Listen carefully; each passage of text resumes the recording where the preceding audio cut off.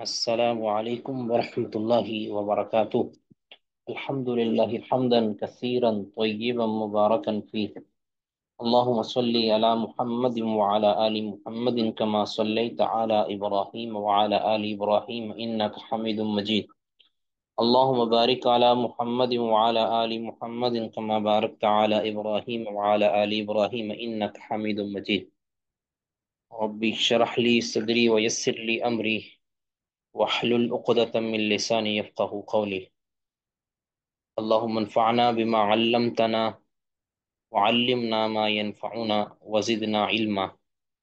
سورة الجن مکیہ. سورت جن، اس سورت کے مقاصد میں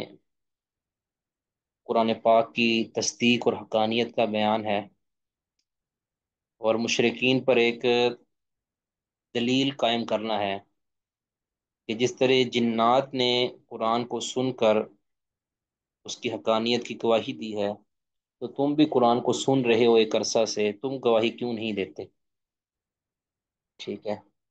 اور قرآن کے حوالے سے یا جنات کے حوالے سے جو مشرکین اور ملاحدہ ہیں، ان کا رد بھی کیا گیا ہے کہ جو جنات کی حقیقت کے قائل نہیں ہیں. جنات انسانوں کی طرح ایک مخلوق ہیں اور مکلف مخلوق ہیں. نبی صلی اللہ علیہ وسلم اور دیگر انبیاء کی بعثت بھی انسانوں کی طرح جنات کی طرف کی ہوئی ہے. جنوں میں کوئی نبی نہیں تھا، لیکن جنوں کی طرف نبوت ہوئی ہے، یعنی انسانوں کے ہی تابع رہے ہیں جنات بھی. تو جن ایک مخلوق ہے، مکلف مخلوق ہے. قیامت کے دن ان کا بھی حساب ہوگا. ان میں بھی نیک بد، اچھے برے، کافر مومن موجود ہیں. ان میں بھی بدعتی سنی سارے موجود ہیں. ان میں بھی رافضی ہوتے ہیں، اور ان میں بھی اہل سنہ اہل حدیث ہوتے ہیں الحمدللہ. تو ان کا بھی پورے کا پورا حساب ہوگا کہ وما خلقت الجن والانس الا لیعبدون. اللہ نے جن و انسان کی تخلیق کے مقاصد میں یہ بیان کیا ہے اس لیے کہ وہ مجھے معبود مان لیں. اور ان کا قیامت کے دن حساب ہوگا. جنت میں بھی جائیں گے، جہنم میں بھی جائیں گے، اور ان کے بھی نامہ اعمالات میں تھمایا جائے گا. الغرض انسانوں کی طرح یہ بھی مکلف ہیں. ان کے اندر بھی توالد و تناسل کا سلسلہ ہے. ان کے بھی گھر ہوتے ہیں، یہ بھی کھاتے پیتے ہیں. بس یہ ہے کہ ان کی عمریں انسانوں کی عمروں سے الگ ہیں، یعنی کچھ چیزوں کے اندر یہ انسانوں سے الگ ہیں. مطلب یہ نظر نہیں آتے عام طور پہ انسانوں کو، لیکن یہ ہمیں دیکھ سکتے ہیں. یرونہ من حیث لا ترون، یہ وہاں سے ہمیں دیکھ لیتے ہیں جہاں سے ہم ان کو نہیں دیکھ پاتے. ٹھیک ہے. یہ عام طور پہ بیسکلی یہ شریر قوم ہے، شریر مخلوق ہے، لیکن ان کے اندر اچھے برے ہر طرح کے لوگ پائے جاتے ہیں. تو جنات کو جنات بھی مخلوق ہے. ان سے مدد طلب کرنا، ان کو مدد کے لیے پکارنا، ما فوق الاسباب مدد کے لیے پکارنا، یہ شرک ہے. ٹھیک ہے. تو اس سورہ میں اللہ تعالیٰ نے جنوں کا ایک واقعہ ذکر کیا ہے، اور اس کی خبر نبی صلی اللہ علیہ وسلم کو دی ہے. اصل میں آپ جانتے ہیں بخاری مسلم وغیرہ کے اندر صحیح حدیث موجود ہیں کہ پہلے پہل جب ابھی نبی صلی اللہ علیہ وسلم کی بعثت نہیں ہوئی تھی، تو جنات آسمانوں کے اوپر جاتے تھے اور پہلے آسمان کے قریب جا کر کچھ نہ کچھ باتیں چراتے تھے. وہ حدیث میں ہم نے پڑھا تھا کہ یہ کان لگا کے سنتے تھے، تو جو زمین پر معاملات رونما ہونے ہوتے تھے، فرشتے اس کو ڈسکس کر رہے ہوتے تھے، ان تک وہ اللہ کی طرف سے پیغام پہنچتا تھا. تو وہ ایک یعنی اوپر نیچے کر کے نا پوری ان کی لائن بنی ہوتی تھی. تو ایک بندہ سن کر اس کو دوسرے کو پہنچا دیتا تھا. بسا اوقات تو وہ اب بات سن کے القاء کر دیتا تھا کہ اپنے ساتھی کو، اور بسا اوقات القاء کرنے سے پہلے ہی اس کو شہاب ثاقب لگتا اور وہ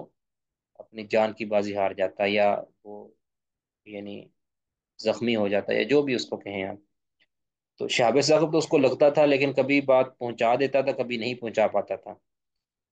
تو اب جب انہوں نے یہ سارا سلسلہ چلتا رہا ایک عرصہ تک، پھر اچانک ان کی جو ہے نا پہرہ داری وہ سخت ہوگی، سیکورٹی سخت ہوگی، اب وہ کوئی بات بھی پہنچا نہیں پاتے تھے، کوئی بات بھی۔ انہوں نے کہا کہ اب یا تو کوئی بہت بڑا معاملہ اللہ تعالیٰ نے اہل ارض کے ساتھ سختی والا کرنا ہے، کوئی برائی والا کرنا ہے، یا کہ اہل ارض کے ساتھ خیر والا معاملہ ہونے والا۔ اب وہ چھشو و پنج میں پہنچے کہ ہمیں اب کوئی بات کیوں نہیں مل پاتی، سیکورٹی کیوں سخت ہو گئی ہے، جو شہاب ثاقب جلدی کیوں لگنے لگ گیا ہے۔ تو انہوں نے آپس میں مشورہ کیا، انہوں نے کہا بھی ذرا دیکھو زمین میں کوئی ایسا معاملہ رونما ہوا ہے یا نہیں ہوا۔ تو انہوں نے شرق و غرب کا قصد کیا، دیکھا تو ایک جگہ پہ پھر ان کو نبی صلی اللہ علیہ وسلم فجر کی نماز پڑھا رہے تھے، تو انہوں نے قرآن سنائی دیا انہیں، نبی صلی اللہ علیہ وسلم فجر میں تلاوت فرما رہے تھے تو ان کو قرآن سنائی دیا۔ انہوں نے کہا کہ یہ واقعتاً یہ کوئی چیز ہے نئی جو پہلے نہیں تھی زمین پر۔ اب انہوں نے جب قرآن کی طرف سنا، غور سے سنا، تو وہ تو ہکے بکے رہ گئے، اس میں تو رب العالمین کی ہدایت اور آپ اللہ تعالیٰ کی طرف سے ایمان کی اور شرک کو ترک کرنے کی دعوت ہے۔ تو وہ اس پر جو ہے نا انہوں نے کام دھرے اور وہ مسلمان ہو گئے اور ایکسیپٹ کر لیا انہوں نے اپنے آپ کو کہ واقعتاً یہ قرآن سچا ہے، اور جا کر خبر دی کہ ہم نے تو ایسا قرآن سنا ہے کہ جو بڑا عجیب و غریب ہے، اور اسی وجہ سے ہمیں جو ہے نا شاب ثاقب لگتے تھے۔ بہرحال انہوں نے اپنے جن ساتھیوں کو جا کے خبر دی، اور اللہ رب العزت نے پھر ان جنوں کے اس ساری کاروائی کے متعلق اللہ تعالیٰ نے نبی صلی اللہ علیہ وسلم کو آگاہ کر دی، اور اس سارے مکالمے کو جو جنات کا آپس میں ہوا ہے، اور جو ان کی طرف سے یعنی انہوں نے جو اعتراف کیا ہے قرآن پاک کے والے سے، اس کا ذکر کیا گیا ہے، اور کچھ جنات کی طرف سے جو ان کی کمزوریاں ہیں یا جو ان کی خرابیاں ہیں ان کو بھی اعتراف کیا گیا ہے۔ تو یہ نبی صلی اللہ علیہ وسلم کے اعلام نبوت میں سے ہے یہ، یعنی ویسے تو سارا قرآن ہی اعلام نبوت میں سے ہے، لیکن نبی صلی اللہ علیہ وسلم کو خبر دینا جنات کے متعلق یہ بہت بڑی ایک خبر تھی، یہ معمولی خبر نہیں تھی۔ اس کے بعد پھر نبی صلی اللہ علیہ وسلم کی ملاقات بھی ہوئی جنات کے ساتھ، اور وہ ایک تفصیلی واقعہ ہے، ملاقات بھی ہوئی، آپ نے ان کو تبلیغ بھی کی، اور ان کو قرآن بھی پڑھایا، تو مسلمان بھی وہ آپ کے ہاتھ پر ہوئے۔ تو یہ ہے جن صورت، اس کے متعلق عجیب و غریب قسم کے لوگ عملیات بھی کرتے ہیں، اس قرآن پاک کی اس صورت کو الٹا پڑھنے کی کوشش کرتے ہیں، چلے کرتے ہیں، یہ بالکل شیطانی۔ یاد رکھیں شیطان قرآن کے ساتھ برے انداز میں کھلواڑ بھی کر سکتا ہے۔ عام طور پہ یہ سمجھتے ہیں نا کہ فلاں پیر صاحب تو صرف قرآن ہی پڑھتے ہیں، بھی قرآن کو غلط طریقے سے اگر پڑھا جائے گا تو بھی یہ شیطانی چال ہو سکتی ہے، قرآن پاک کی توہین کی جائے، قرآن پاک کو پیشاب کے ساتھ لکھا جائے نعوذ باللہ، یا قرآن پاک کو پیشاب کے اندر ڈبویا جائے، یا قرآن پاک لکھ کر اس کو پیشاب والی جگہ پر باندھا جائے، تو یہ بھی شیطانی عملیات ہیں۔ ٹھیک ہے، اصل میں اس میں شیطان کو خوش کرنے والی بات ہے کہ وہ کلام الہی کی توہین کی جا رہی، تو اس کو سمجھنا چاہیے۔ بہرحال اس کو جی اب پڑھیے گا، کسی کا کچھ سوال ہو تو وہ ساتھ ساتھ کرتے جائیے۔ بارک اللہ فیکم۔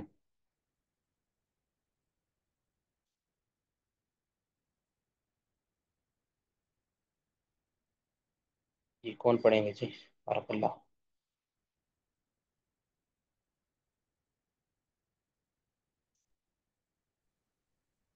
السلام علیکم ورحمۃ اللہ وبرکاتہ۔ وعلیکم السلام ورحمۃ اللہ وبرکاتہ۔ پڑھنا ہے اس میں؟ جی ٹھیک ہے جی، پڑھیے گا جی۔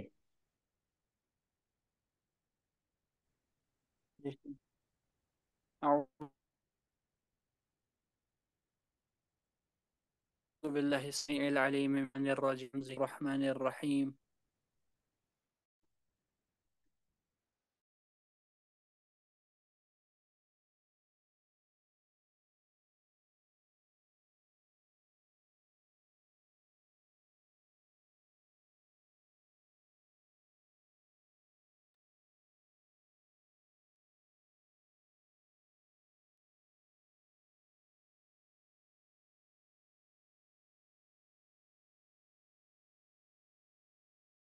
جی پڑھیے گا جی، بسم اللہ۔ بسم اللہ الرحمن الرحیم۔ یہدی الی الرشد فآمنا به، یہ رہنمائی کرتا ہے درستگی کی طرف، بس اس پر ہم ایمان یہ لے آئے. یہ دوبارہ پڑھیے گا شروع سے، بند ہو وَلَن گیا شروع سے، نُشْرِكَ بِرَبِّنَا أَحَدًا. میں کہا شروع سے پڑھیے گا، جی بولو شیخ کیا؟ محترم. قُلْ أُوحِيَ إِلَيَّ أَنَّهُ قُلْ أُوحِيَ إِلَيَّ أَنَّهُ اسْتَمَعَ نَفَرٌ مِّنَ الْجِنِّ. کہہ دیں کہ میری طرف وحی کی گئی کہ اسے غور سے سنا جنوں کی ایک جماعت نے. پھر انہوں نے کہا فقالوا إِنَّا سَمِعْنَا قُرْآنًا عَجَبًا. پھر انہوں نے کہا کہ ہم نے ایک عجیب قرآن سنا، ہم اس پہ ایمان لے آئے. وَلَن نُشْرِكَ بِرَبِّنَا أَحَدًا. اور ہرگز ہم نہیں شریک ٹھہرائیں گے اپنے رب کے ساتھ کسی ایک کو بھی. ہاں، یہ آپس میں وہ کہہ رہے ہیں، یا جا کر انہوں نے اپنے دوسرے جو ساتھی تھے ان کو خبردار کیا کہ ہم اس طرح کا قرآن سن کے آئے ہیں جو ہمیں ہدایت کی طرف دعوت دیتا ہے، تو ہم نے اس پر ایمان لیا ہے. جی.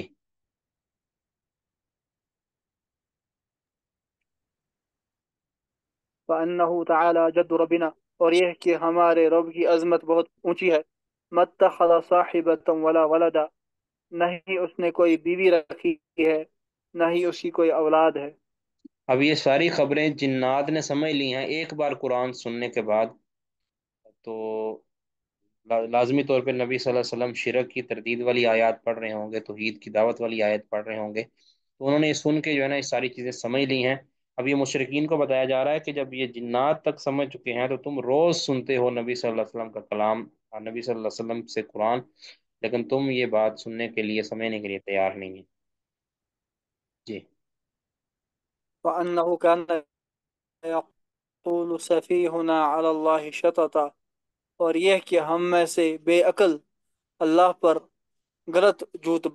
بات باندھتا تھا. ہاں جی، ہم میں سے جو غلط ہیں یا تو فرد واحد تھا کوئی جس طرح ابلیس وغیرہ، یا پھر پورا ایک جتھا. میں نے اس کو ایک کہہ لیں کہ ایک بندے کے ساتھ تعبیر کیا کہ ہم میں سے جو بے وقوف ہے نا، یعنی ہر بے وقوف ہم میں سے وہ اللہ تعالیٰ پر جھوٹ باندھتا تھا کہ اللہ تعالیٰ نے شاید کوئی شریک بنا رکھے ہیں وغیرہ وغیرہ. وَأَنَّا ظَنَنَّا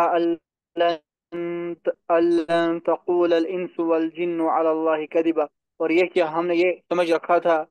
کہ انسان اور جن اللہ پر جھوٹ نہیں باندھیں گے. ہاں جی، یعنی ہم یہ سمجھتے تھے کہ انسان وَأَن کہ ہم یہ سمجھتے تھے کہ انسان جو ہے یا جنات جو ہیں یہ اللہ پر تو جھوٹ نہیں بول سکتے، اس لیے ہم اس کی بات کا یقین کر لیتے تھے کہ چلو آپس میں تو جھوٹ بول لیتے ہیں، لیکن انسان اللہ پر جھوٹ بول لے یہ تو ہم سمجھتے تھے. لیکن اب ہمیں یقین ہو گیا ہے کہ یہ تو انسان اور جنات تو اللہ پر جھوٹ بولتے رہے ہیں، یعنی وہ جھوٹ بول کے اللہ کے ذمہ یہ کر دیتے کہ یہ اللہ نے کچھ شریک بنا رکھے ہیں یا اللہ کی اولاد ہے وغیرہ، جس طرح عیسائی وغیرہ کہتے ہیں، یہودی کہتے وَأَنَّهُ كَانَ رِجَالٌ مِّنَ الْإِنسِ يَعُوذُونَ بِرِجَالٍ مِّنَ الْجِنِّ فَزَادُوهُمْ رَهَقًا. اور یہ کہ کچھ انسانوں میں سے کچھ لوگ اور کچھ انسانوں میں سے کچھ آدمی وہ پناہ لیتے تھے جنہوں نے ان کو زیادہ کیا ڈرنے میں ہی. ہیں. ہاں جی، نہیں ڈرنے میں نہیں، فزادوہم فزادوہم تو بڑھا دیا ان کو، ان انسانوں نے رہا کا یعنی تکبر کے اندر اور بڑھا دیا. تو یعنی کہنے کا مقصد یہ ہے کہ ایسے کچھ انسان ہوا کرتے تھے کہ جو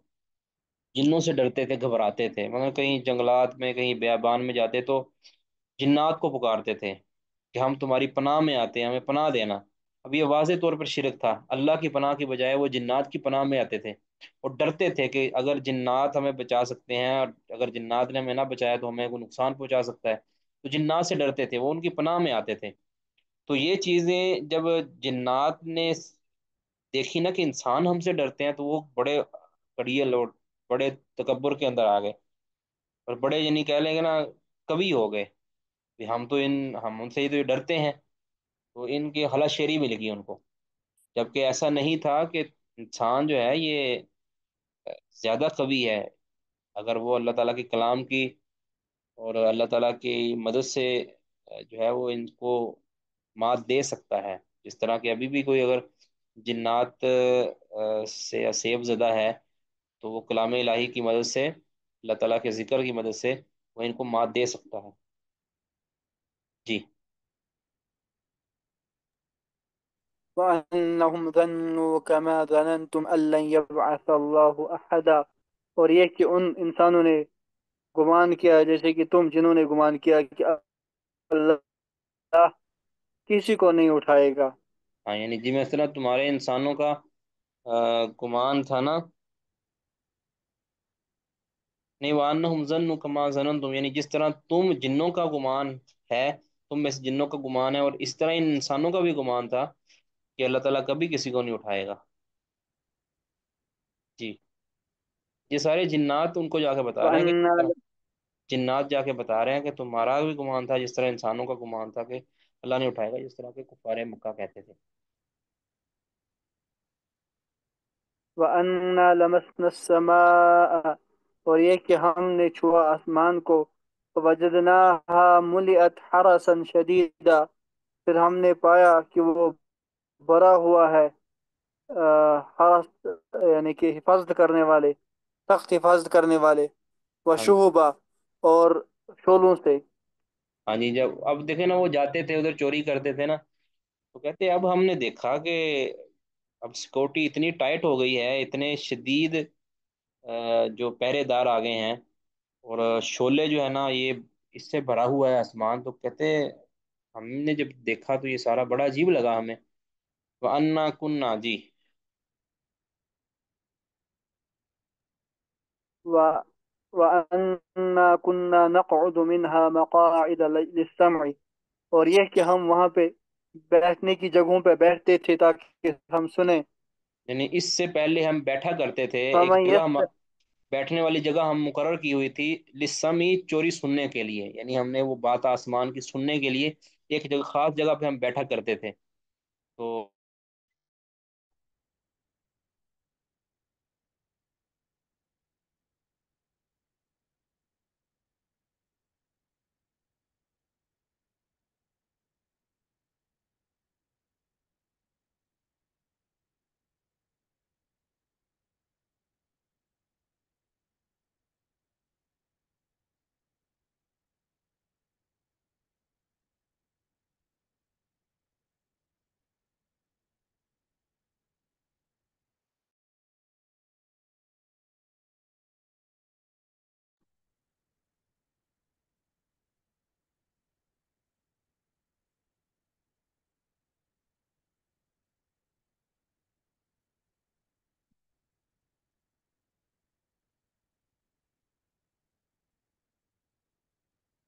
جی.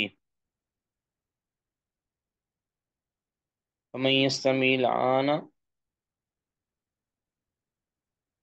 فمن يستمع الآن يجد له شهابا رصدا، تو جو اب غور سے سننے کے لیے بیٹھے گا وہ اپنے لیے ایک تاک میں لگا ہوا انگارہ پائے گا. یعنی اب جو بھی یعنی اب ایسا صورتحال بن گئی ہے کہ اب جو بھی یہاں سننے کے لیے آتا ہے تو پھر اس کو یعنی گھات لگا ہوا ایک شعلہ ملتا ہے. یعنی پھر نظر آ رہا ہے کہ بھی یہ گھات میں ہے، اب کسی بھی وقت اس کو لگ سکتا ہے. تو کہتے ہیں اب یہ سمجھ نہیں آ رہی تھی ہمیں بھی. وَأَنَّا كُنَّا. جی.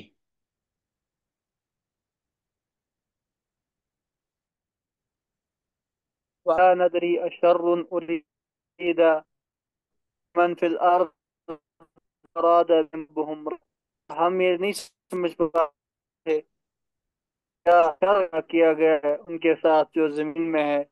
یہ کہ ان کے سفر کا ارادہ کیا ہے. یعنی ابھی ہمیں سمجھ نہیں آ رہی تھی کہ زمین میں کوئی اچھائی ہونے والی ہے یا کہ کوئی ان کی ان کے اوپر کوئی عذاب آنے والا ہے یا کوئی ایسا مسئلہ ان کے ساتھ ہونے والا ہے. یہ ہمیں سمجھ نہیں آ رہی تھی کہ کوئی لازمی بات ہے کہ کوئی نہ کوئی بڑی تبدیلی ہونے والی ہے. جی.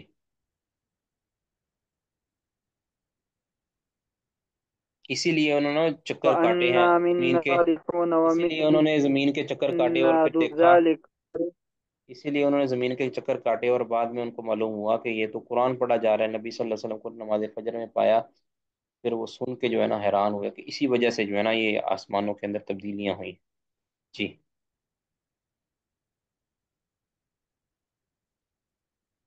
ان صابنا ومنا دون ذلك، اور یہ کہ ہم میں سے صالح بھی ہیں اور اس کے علاوہ یعنی غیر صالح بھی ہیں۔ كنا طرائق قددا، ہم مختلف جماعتیں ہیں۔ ہاں جی۔ ہاں،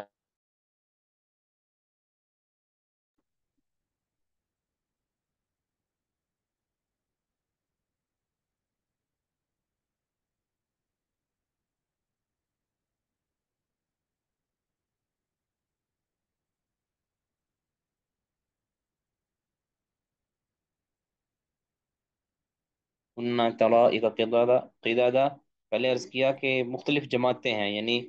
جس طرح انسانوں کے اندر مختلف طرح کے لوگ ہیں، نیک ہیں، بد ہیں، مومن ہیں، کافر ہیں، فاسق ہیں، فاجر ہیں، صالح ہیں، اس طرح ہمارے اندر بھی کہتے ہیں ہمیشہ سے یہ مختلف جماعتیں چلی آ رہی۔ جی۔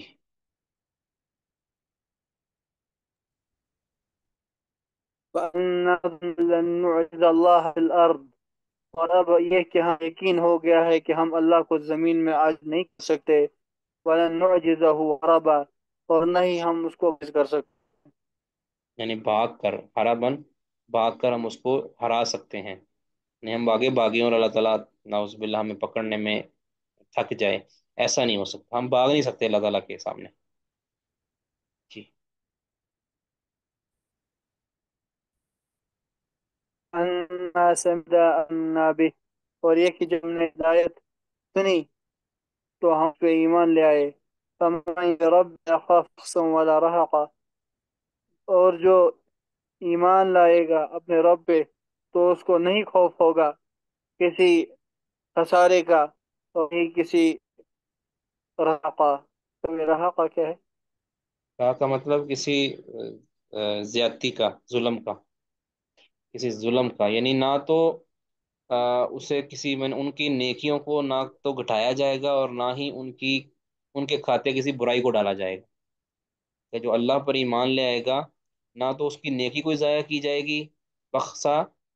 اور رہا کا مطلب بھی نہ ہی اس پر کوئی ایسا گناہ ڈال دیا جائے گا، نہ اسے کوئی گھاٹا ڈال دیا جائے گا کہ جو اس نے کیا ہی نہیں۔ بس جی، اتنا کافی ہے۔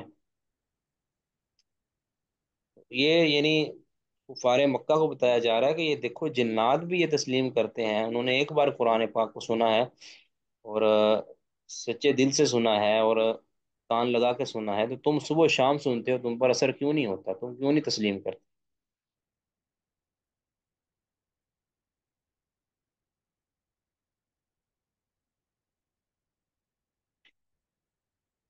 جی، کسی کا کوئی سوال جی سورۃ دین کے حوالے سے کر سکتے ہیں؟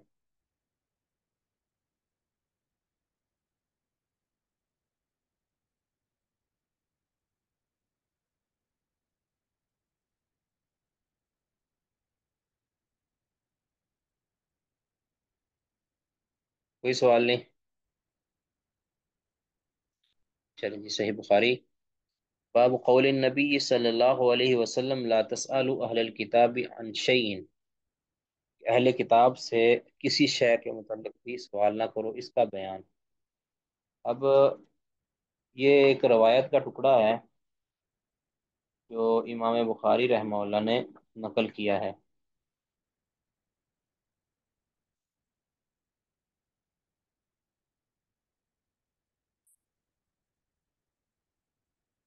اور یہ یعنی مسند احمد اور مسند بزار وغیرہ اور وغیرہ کے اندر یہ روایت آتی ہے، ٹھیک ہے، لیکن یہ روایت ضعیف ہے، اس کی کوئی بھی سند اس کی صحیح نہیں ہے، کیونکہ امام بخاری رحمہ اللہ کی سند پر نہیں تھی تو امام بخاری نے اس کو ذکر نہیں کیا۔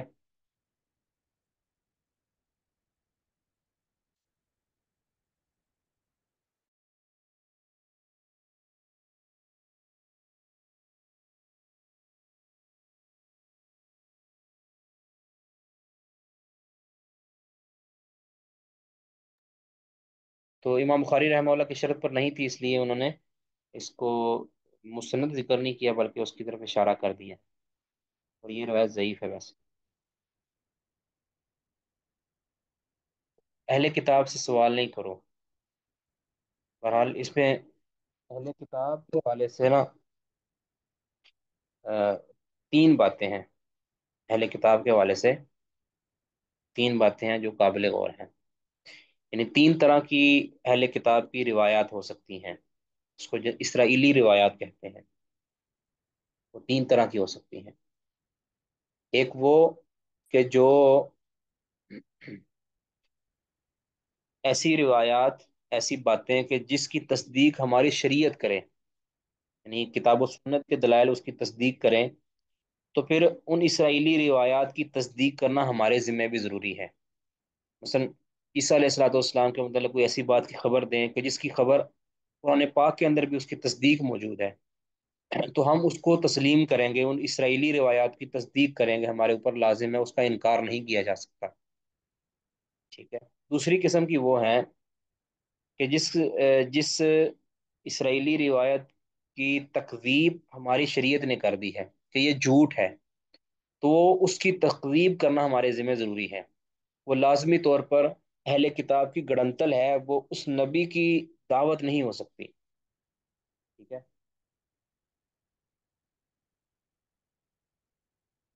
جس طرح کے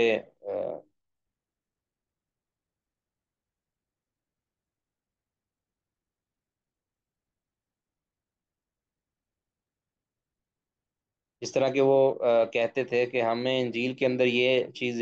لکھی ملتی ہے کہ محمد صلی اللہ علیہ وسلم صرف اور صرف عرب کے رسول ہیں۔ اب یہ بات انہوں نے اپنی کتابوں کے اندر خود لکھی، اب یہ ہماری شریعت کے معارض ہے، ہماری شریعت اس بات کی تکذیب کرتی ہے، تو ہم کہیں گے کہ یہ جو اسرائیلی روایت ہے یہ جھوٹی ہے، یہ گھڑنتل ہے۔ تیسری طرح کی وہ ہوتی ہیں کہ جو ایسی بات ہے کہ جس کی نہ تکذیب ہماری شریعت کرتی ہے اور نہ ہی اس کی تصدیق کرتی ہے، یعنی وہ ایسی بات ہے کہ جس کا تعلق جس کی تکذیب یا تصدیق شریعت کے اندر موجود نہیں ہے، تو اس کے بارے میں ہم نہ ان کی تصدیق کریں گے نہ اس کی تکذیب کریں گے، اس کو نقل کر دیں گے، لیکن نہ تو اس کی تکذیب کریں گے، کیونکہ ہو سکتا ہے کہ واقعتاً حقیقت میں وہ بات ہو، تو اگر ہم حقیقتاً وہ بات ہو، یعنی ان کی شریعت کی صحیح سچی بات ہو، تو ہم اس کا انکار کر دیں، یہ بھی غلط بات ہو جائے گی۔ نہ ہم اس کی تصدیق کر سکتے ہیں بالجزم، کیونکہ ہو سکتا ہے کہ وہ بات جھوٹی ہو، تو اس لیے اجمالی طور پر ہم کہہ دیں گے کہ جو بھی اللہ نے موسوی شریعت پر نازل کیا، عیسیٰ علیہ الصلوۃ والسلام کے اوپر نازل کیا یا اہل کتاب پر نازل کیا، اس کے اوپر ایمان لاتے ہیں، اور جو ہمارے محمد صلی اللہ علیہ وسلم پر نازل ہو اس پر بھی ایمان لاتے ہیں، ٹھیک ہے۔ تو بہرحال یہ تین طرح کی چیزیں ہوتی ہیں، تو اس اعتبار سے باقی اہل کتاب سے سوال نہیں کرنا چاہیے، ہمیں کسی شرعی مسئلہ کو معلوم کرنے کے لیے اہل کتاب کی طرف جانے کی ضرورت نہیں ہے۔ ہاں ان کی طرف سے اگر کوئی بات آتی ہے جو شریعت کے موافق ہے تو اس کو لے لیں، پھر ٹھیک ہے، تائیداً ایک حوالہ لے لیں، جس طرح نبی صلی اللہ علیہ وسلم، ہمیں ضرورت نہیں ہے کہ نبی صلی اللہ علیہ وسلم کی تصدیق کے لیے ہم اہل کتاب سے پوچھتے پھریں، ہمیں ضرورت نہیں ہے، لیکن ان کے اوپر دلیل ثابت کرنے کے لیے اگر ان کی کتاب کا حوالہ پیش کر دیا جائے تو اس میں حرج بھی کوئی نہیں ہے، ٹھیک ہے۔ اس طرح اگر جس طرح رسول اللہ صلی اللہ علیہ وسلم نے رجم کے حوالے سے، اب شریعت کا فیصلہ کیا تھا، ہماری شریعت کا فیصلہ بھی وہی تھا، ان کی کتاب کا فیصلہ بھی یہی تھا، لیکن انہوں نے چونکہ اس کو چھپا لیا تو آپ نے فرمایا کہ اپنی جو ہے وہ تورات کو لاؤ، میں تمہیں اس سے نکال کے دے دیتا ہوں۔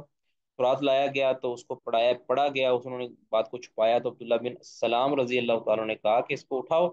ہاتھ کو اٹھاؤ، تو دیکھ نیچے آیت جلی ملی، روشن ملی کہ اس میں لکھا ہوا تھا کہ رجم کیا جائے گا شادی شدہ جوڑے کو، تو اسی کے مطابق نبی صلی اللہ علیہ وسلم نے ان سے مطالبہ کیا تھا۔ بہرحال تو اہل کتاب سے نقل کیا جا سکتا ہے، روایت کیا جا سکتا ہے، لیکن ٹولنا کہ اہل کتاب کی سے روایات کو تلاش، جس طرح کے بعض جدید عمرہ مفکرین کا یہ ہے کہ اہل تورات بھی پڑھتے ہیں، وہ انجیل سے بھی استفادہ کرنے کی کوشش کرتے ہیں، جبکہ یہ بالکل باطل ہے، یہ رویہ نہیں ہونا چاہیے، لیکن اہل کتاب کی اگر کوئی بات ہمیں نقل ہوتی ہے تو اس کی ہم نے اس کا جائزہ لینا ہے کہ کتاب و سنت کی روشنی کے اندر وہ بات کیسی ہے، اگر تو وہ سچی ہے تو اس کی تصدیق کر دیں، اگر وہ جھوٹی ہے تو اس کی تکذیب کر دیں، اگر اس کے بارے میں کوئی سچ یا جھوٹ کا احتمال ہے تو پھر اس کی ہم نے نہ تکذیب کرنی ہے نہ اس کی تصدیق کرنی ہے، اس کو گزار دینا ہے جیسے ہے۔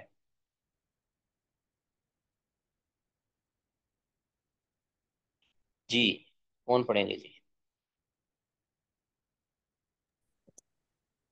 السلام علیکم ورحمۃ اللہ وبرکاتہ۔ السلام علیکم۔ وعلیکم السلام، جی جی۔ شیخ صاحب، اس سے پہلے کی بہن پڑھیں شیخ صاحب، یہ جو وقال ابو الیمان ہے یہ معلق ہے؟ نہیں نہیں، معلق نہیں ہے یہ اس پہ میں بات کرتا ہوں، ابھی سند پڑھیں تو انشاءاللہ میں بتاتا ہوں، یہ معلق نہیں ہے۔ جی،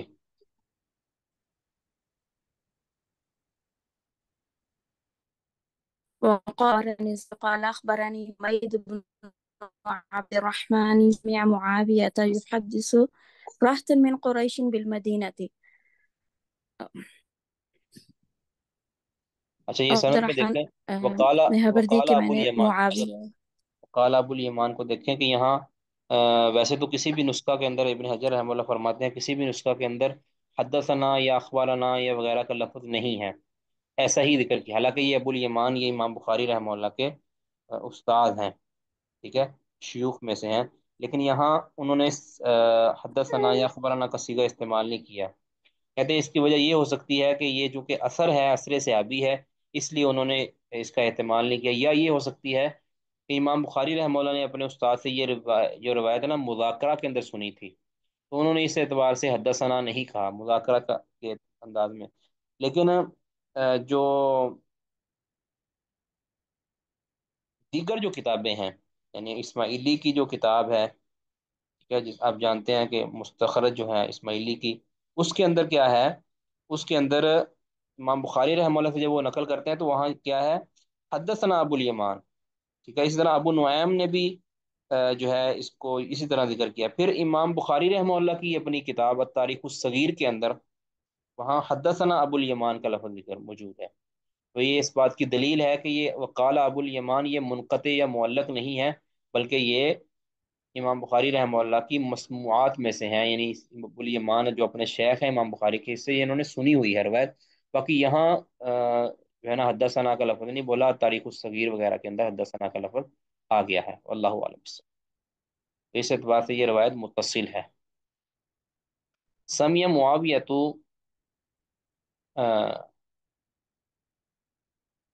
جی سمیع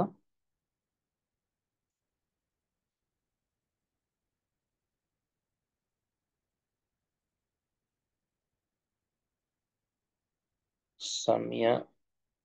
جی پڑھیے گا،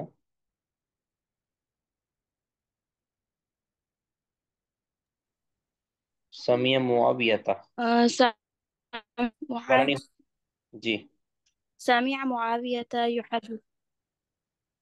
يحدث رهطا من قريش التي میں نے معاویہ کو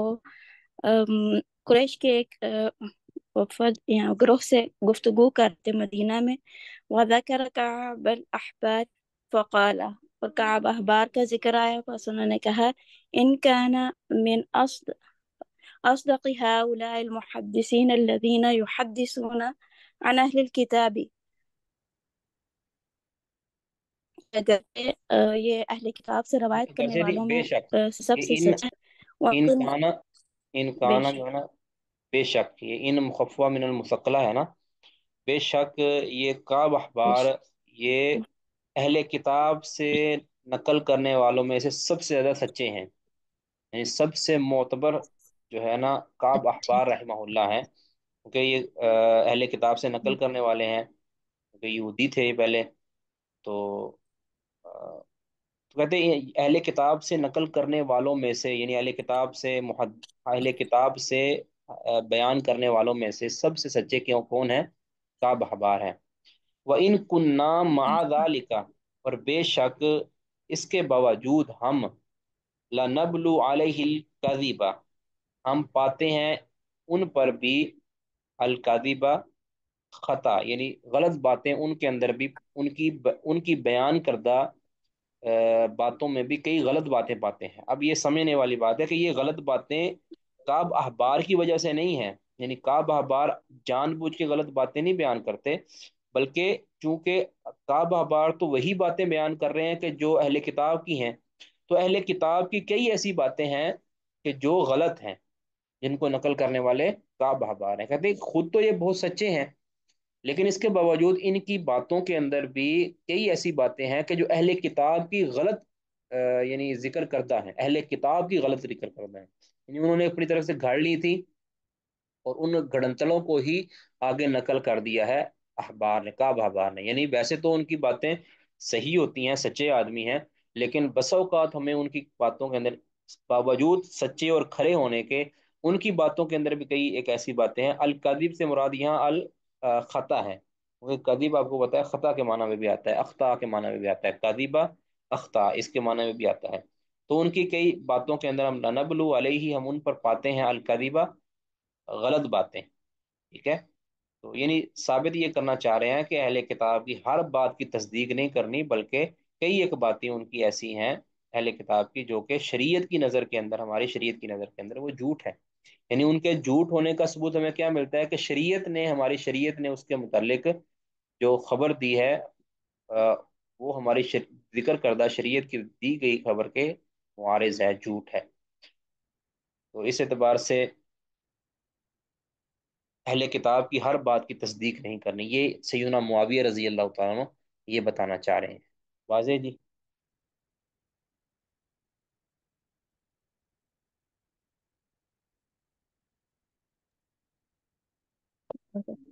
جی پڑھیے گا جی، آگے پڑھیے۔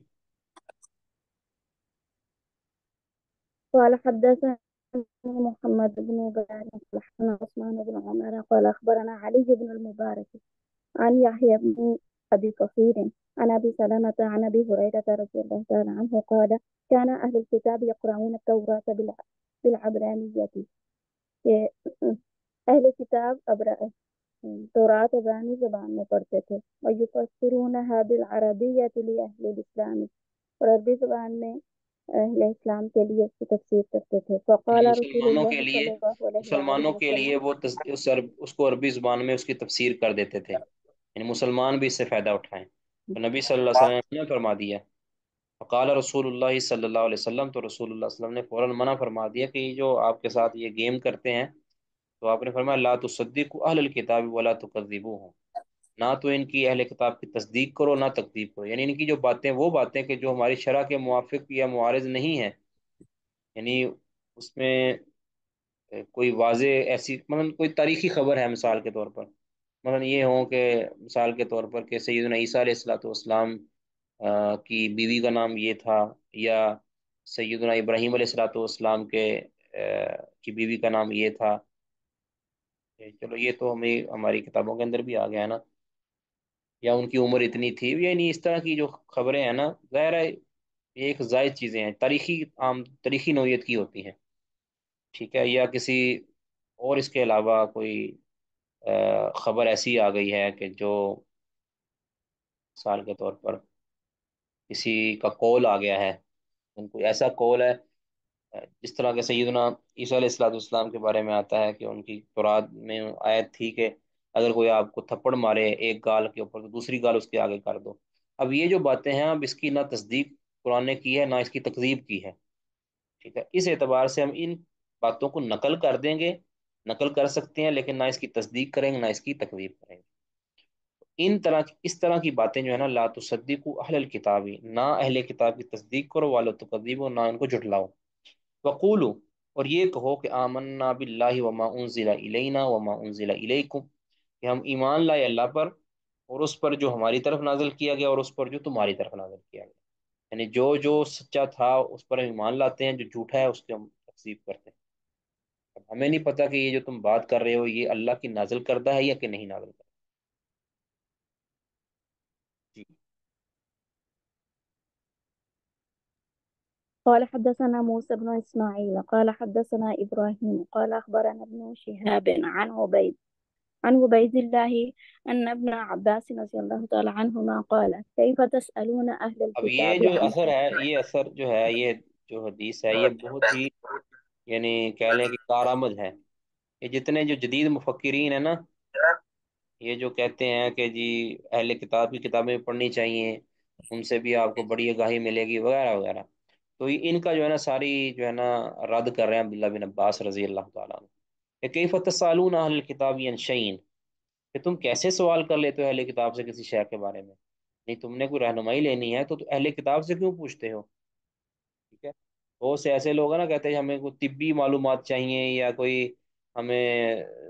جو جغرافیائی معلومات چاہیے تو ہمیں جو ہے نا اہل کتاب کی طرف جانا چاہیے، کئی جناب جی یہ ہیکل سلیمانی کے متعلق ہمیں معلومات چاہیے تو یہ اہل تورات پڑھنی چاہیے، یہ گمراہ قسم کے جو ملحدین ہیں، جو مفکر بنے بیٹھے ہیں، وہ اس طرح کی باتیں تباہی تباہی مچاتے ہیں۔ تو کیف تسألون اہل الکتاب عن شیء، پڑھیے گا جی، بارک اللہ۔ کیف تسألون اہل الکتاب عن شیء، اور تم کس طرح سے اہل کتاب کے متعلق سوال کرتے ہو، کتابکم الذی انزل علی رسول اللہ صلی اللہ علیہ وسلم احدث، اور حالانکہ تمہاری وہ کتاب جو رسول اللہ صلی اللہ علیہ وآلہ وسلم پر نازل کی گئی ہے، وہ احدث یعنی وہ نئی نئی ہے، یعنی وہ نئی نئی سے مطلب بھی اللہ تعالیٰ سے جو نازل ہوئی ہے وہ بالکل جدید ہے، ان کی جو کتابیں ہیں یہ پرانی ہو چکی ہیں اور اس کے اندر جو اضافے کر دیے گئے ہیں، اس کے اندر جناب تبدیلیاں کر دی گئی ہیں۔ تم اہل کتاب سے کسی شے کے بارے میں کیوں کر پوچھتے ہو، کیسے پوچھ سکتے ہو جبکہ تمہارے پاس اللہ کے رسول پر نازل کردہ وہ کتاب، وہ اللہ کی طرف سے بالکل نئی نئی تمہارے پاس پہنچی ہوئی ہے، اس کے اندر تو کوئی تحریف اور تبدیلی نہیں ہوئی، تم کیوں کر پوچھتے ہو؟ یا یہ بھی ہے کہ تمہارے حالات کے بالکل موافق ہے یہ، وہ تو پرانی کتاب ہوگی، ہو سکتا ہے کہ وہ اس دور کے اعتبار سے بہترین ہوتی، لیکن اب جو اس دور کے اعتبار سے ہے تمہارے یہ سب سے بہترین اور تمہارے سے سب سے کارآمد ہے، تم کیوں کیسے پوچھ لیتے ہو؟ اچھا، تقرؤونہ محضا لم یشب، جی تم اس کو پڑھتے ہو اس حال میں کہ وہ خالص میں قسم کی ملاوٹ نہیں، وقد حدثکم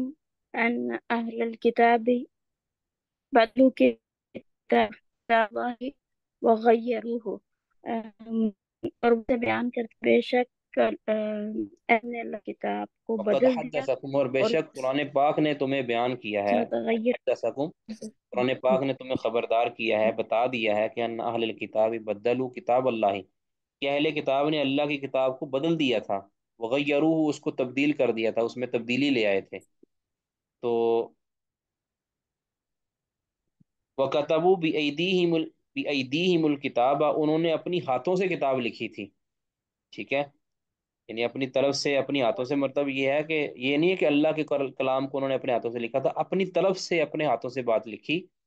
وقالو اور ساتھ یہ کہہ دیا کہ ہوا من عند اللہ، کہ یہ اللہ کی طرف سے، یعنی کئی باتیں انہوں نے، کئی فتوے، کئی انہوں نے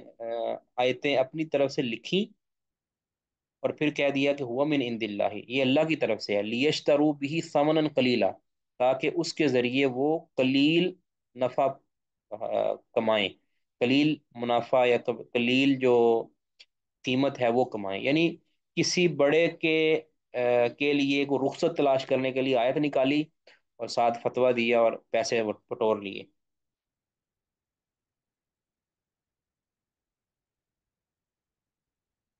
تو یہ یعنی ان کی حرکتیں تھیں، تو پھر یہ قرآن پاک نے ہمیں بتایا کہ یہ ساری حرکتیں کرتے تھے، تو اس کے باوجود تم پھر کیسے کر سکتے ہو، ان سے سوال کیسے کر سکتے ہو، ان سے علم لینے کے لیے تم ان کے در پر کیسے جا سکتے ہو؟ الا ینہاکم ما جاءکم من العلم عن مسالتہم، کیا نہیں تمہیں منع کر دیا، کیا نہیں تمہیں منع کیا،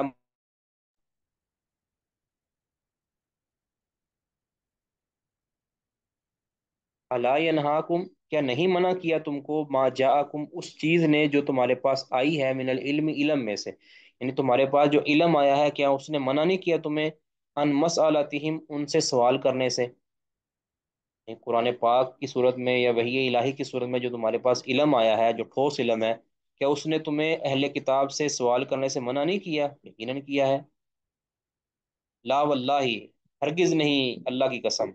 ما رأینا منہم رجلا، اب یہ لال کا جو ہے نا، اس کا تعلق پچھلی چیز کے ساتھ نہیں ہے، یعنی یہ اگلی بات ہے کہ اللہ کی قسم نہیں، آپ سوال نہیں کر سکتے، لا واللہ،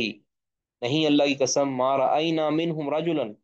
میں نے ان میں سے کسی شخص کو نہیں دیکھا کہ یسألکم عن الذی انزل علیکم، کہ وہ سوال کرتا ہو اس وحی کے متعلق کہ جو تمہارے اوپر نازل کی گئی ہو، یعنی میں نے ان میں سے کسی شخص کو نہیں دیکھا، یعنی یہودی، کسی یہودی یا عیسائی کو دیکھا ہو کہ وہ کہتا ہو کہ مجھے قرآن سے جو ہے معلومات دو، قرآن اس بارے میں کیا کہتا ہے، وہ تو تمہارے ہی قرآن کو ہی جھوٹا مانتے ہیں، ٹھیک ہے، لیکن تم بڑھ چڑھ کے جاتے ہو ان کے پاس، جی تم تورات تمہاری کیا کہہ رہی ہے، انجیل تمہاری کیا کہہ رہی ہے، انہوں نے کبھی تم سے نہیں پوچھا کہ قرآن پاک کا اس حوالے سے کیا موقف ہے، ہم اس کو ماننا چاہتے ہیں، تسلیم کرنا چاہتے ہیں، انہوں نے تم سے نہیں پوچھا، تو یہ رد کر رہے ہیں سیدنا عبداللہ بن عباس مسلمانوں کے حالات کو دیکھتے ہوئے کہ تمہارے پاس ایک ایسا سچا قرآن موجود ہے، اس کے ہوتے ہوئے اس نبی صلی اللہ علیہ وسلم کا سچا فرمان موجود ہے، تو اس کے ہوتے ہوئے تمہیں اہل کتاب سے سوال کرنے کی کوئی ضرورت نہیں ہے، جبکہ وہ تم سے کبھی بھی سوال نہیں کرتے، ٹھیک ہے، باوجود اس کے کہ انہوں نے اپنی کتاب کو خود تبدیل کر دیا ہے، پھر بھی تم ان سے سوال کرتے ہو، تو یہ تمہارا سوال کرنا کسی طور پر بھی جو ہے وہ لاجیکل نہیں ہے، جی، کسی کا سوال وہ کر سکتے ہیں جی۔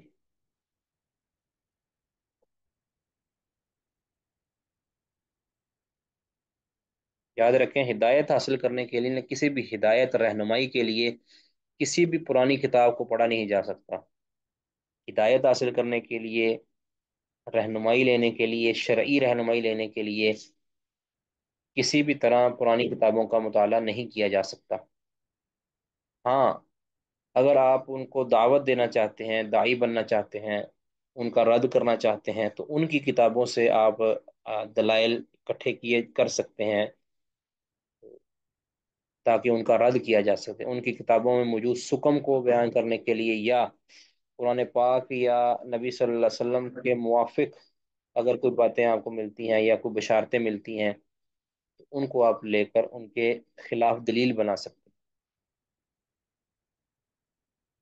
باب کراہیت الخلافی، اختلاف کی کراہیت کا بیان، اختلاف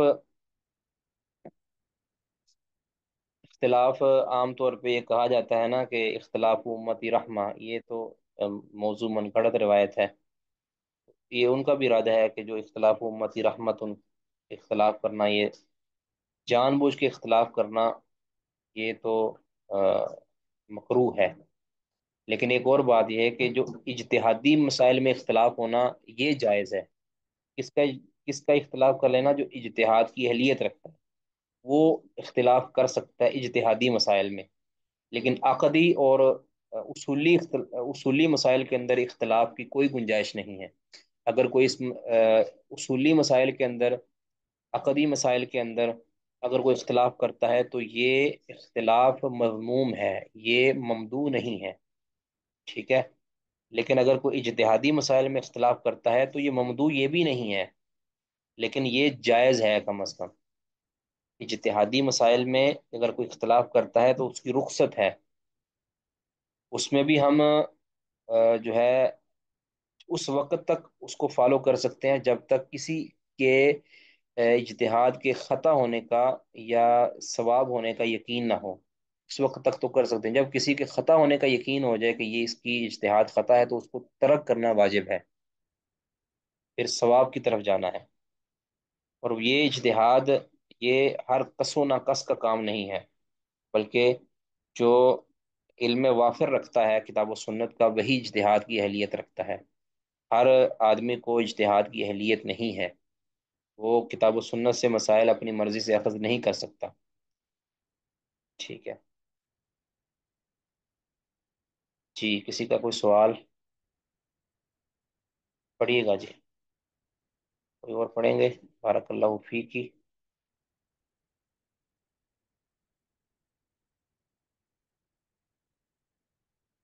حدثنا اسحاق قال اخبرنا عبد الرحمن بن مهدي عن سلام بن ابي مطين عن ابی عمران الجونی عن جندب بن عبد الله قال قال رسول الله صلی اللہ علیہ وسلم اقرأوا القرآن ما اتلفت قلوبکم، کہ قرآن کو پڑھو جب تک کہ تمہارے دل جو ہے،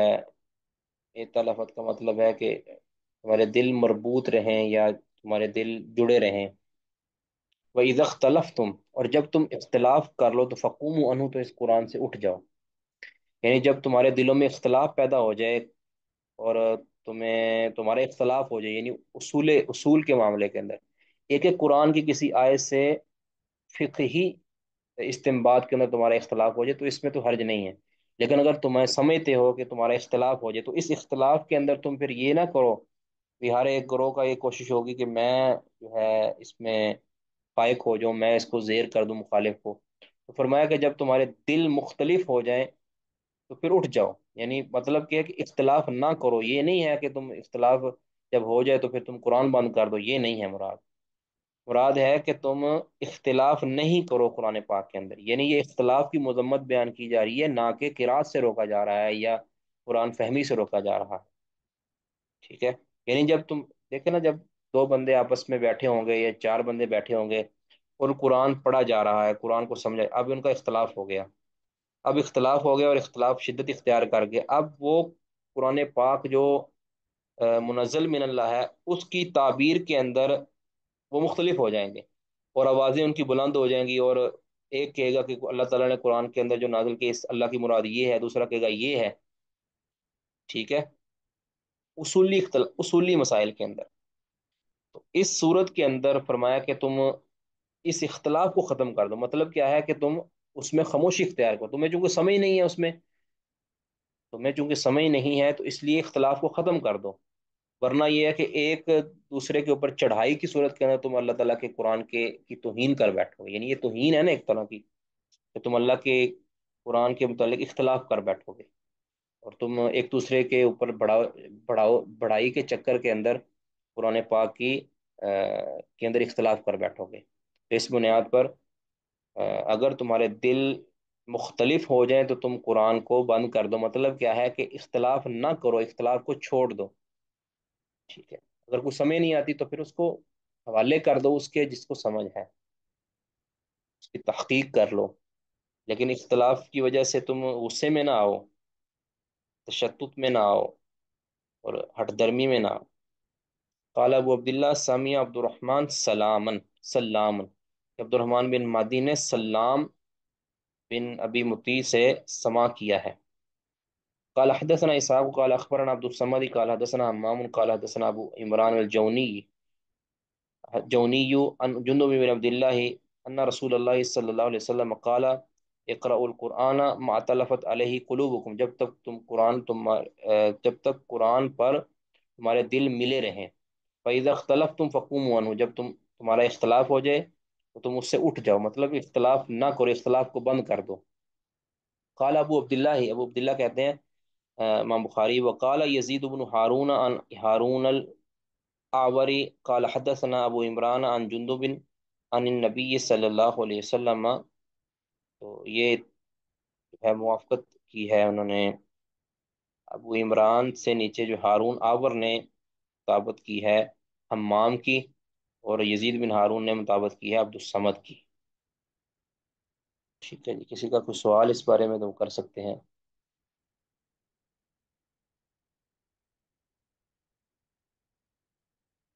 السلام علیکم شیخ محترم۔ وعلیکم السلام۔ شیخ محترم، مجھے سمجھ نہیں آ رہا ہے کہ اختلاف تو رہتے ہی ہے مختلف مسلکوں منہجوں کے لوگوں کے بیچ میں، پھر یہ کہا جا رہا ہے کہ اگر اختلاف ہو تو اختلاف نہ کرو، یہ پوائنٹ مجھے سمجھ نہیں آیا، یعنی کہ اگر اختلاف نہ کرنے کا مطلب یہ ہے کہ جس پوائنٹ پہ اختلاف ہو رہا ہے اس کو ڈسکس نہ کرو، اس کے علاوہ مل بیٹھو، اس کا یہ مطلب ہے؟ دیکھیں اس میں اصل تو رد کیا جا رہا ہے کہ جو اختلاف بغیر دلیل کے کیا جاتا ہے، جو اختلاف جو شبے کی بنیاد پہ کیا جاتا ہے، اس اختلاف کے اندر نہیں تم نے پڑھنا، ٹھیک ہے؟ اگر قرآن سمجھنے کے اندر کچھ شبہات پیدا ہو گئے ہیں تو تم نے پھر باہم مختلف ہونے کی بجائے اس اختلاف کو ختم کر دینا ہے، یعنی آپ یہ کہہ دیں کہ مجھے اس کی سمجھ نہیں آئی زیادہ سے زیادہ، تو اس آیت کی ہمیں سمجھ نہیں آ رہی، بعد میں کسی سے سمجھ لیں جا کر، لیکن ہٹ درمی کے اندر آ کر ایک دوسرے کے ساتھ اختلاف کر بیٹھنا، یہ قرآن پاک کے اندر شکوک و شبہات پیدا کرنے والی بات ہے، یہ اپنے شبہات کو جنم لینے والی بات ہے۔ اگر کہیں دل میں شبہ پیدا ہو جائے تو اس کو اس اختلاف سے نکل آئیں، ٹھیک ہے؟ ضروری نہیں ہے کہ قرآن پاک کی ہر آیت ہر انسان کو سمجھ آ جائے۔ سیدنا سیدنا عمر رضی اللہ تعالیٰ عنہ تفسیر کر رہے تھے ایک مرتبہ سورت عبس کی غالباً، تو ان سے سوال کیے جا رہے تھے، وہ ان کی تفسیر بیان کر رہے تھے، معنی بیان کر رہے تھے، تو ایک جگہ پہ انہوں نے کہا کہ مجھے اس کا معنی نہیں آیا۔ میں نے کہا بھی آپ کو کیوں نہیں آتا؟ انہوں نے کہا بس مجھے نہیں آتا بس، یعنی وہ مجھے اگر وہ کال مل جائے تو سارے مسئلہ ہی حل ہو جائے گا، ٹھیک ہے؟ وہ کل میں انشاءاللہ اس کال کو ڈھونڈ کے نا آپ کو میں بیان کروں گا، تو پھر معاملہ بالکل صاف ہو جائے گا انشاءاللہ۔ تو انہوں نے بیان کیا کہ یہاں تک کافی ہے کہ جہاں تک مجھے نہیں تفسیر کی سمجھ آئی، نہیں مجھے معنی آیا، تو پھر ختم بس، آپ کسی اور سے پوچھ لو۔ اختلاف نہیں کیا، اختلاف نہیں کرنا، یعنی شبہات کی بنیاد پر جو شبہ پیدا ہو جائے پھر اس اختلاف سے نکل آنا ہے۔